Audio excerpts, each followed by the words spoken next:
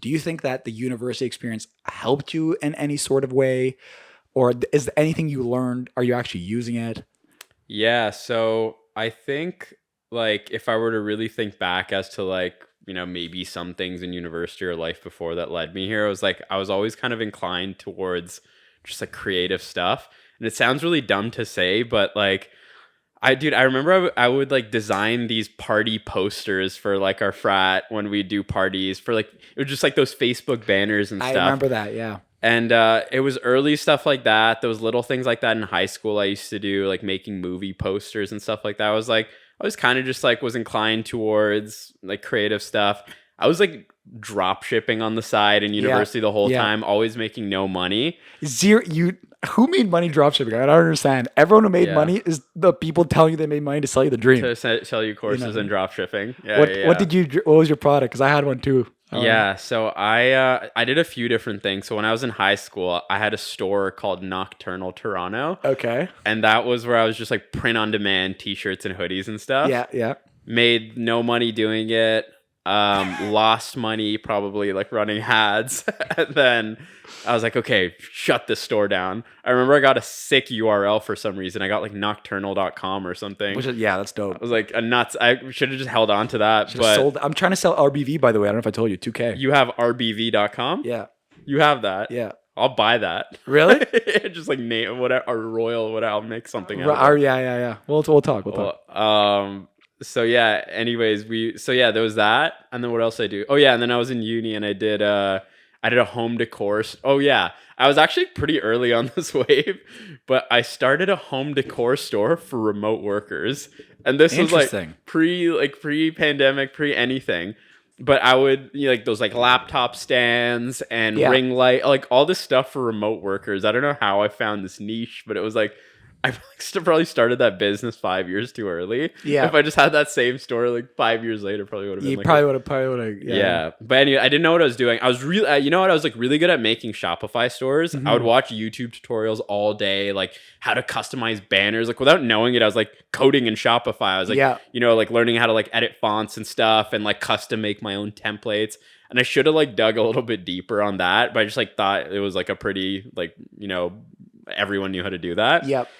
But I was really good at making Shopify stores. And then this was when I was in 4th year of university. I just found some random guy on Instagram who was in Vancouver who was also doing dropship stuff. Mm-hmm. And he was a Facebook ads guy. So he was pretty good at Facebook ads.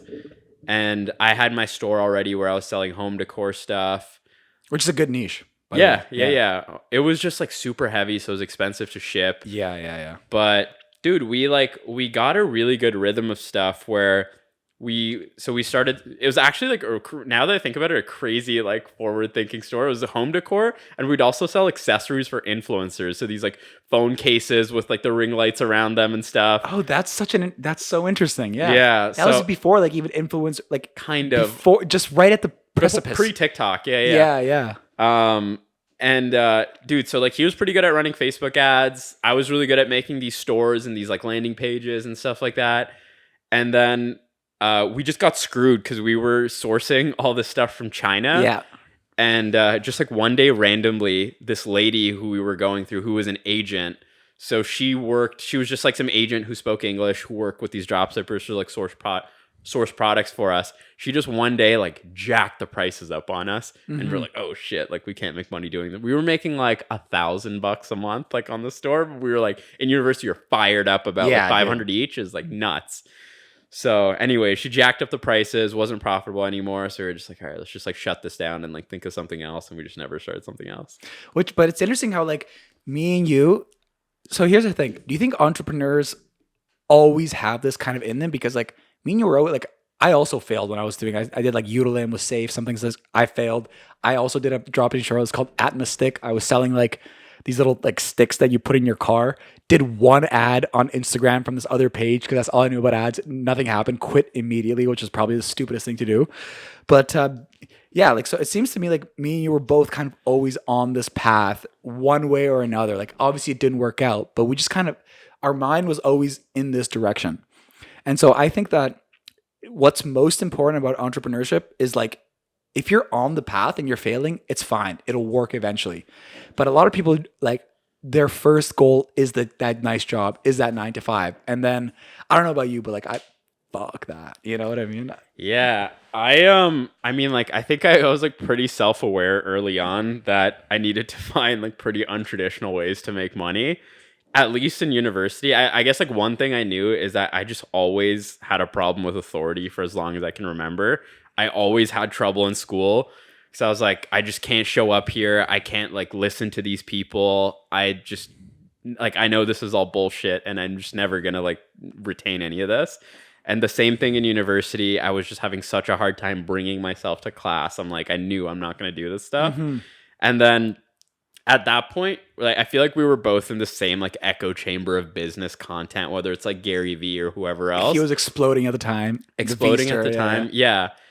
And dude, you're just like finding all these like younger guys making insane amounts of money at young ages. So I'm like, let me just figure that out. And yeah, I don't know, like the same thing. I was never really like attracted to this traditional linear path where it's like high school and then everyone goes to the same 3 or 4 universities and then everyone works at a bank or like a consulting company and then you all live in these same apartments that look exactly the same. All that just felt super gross to me. But yeah, I totally agree. I feel like most guys you find just like around you who you're meeting who are entrepreneurs today, they were doing like some sleazy stuff Yeah. early.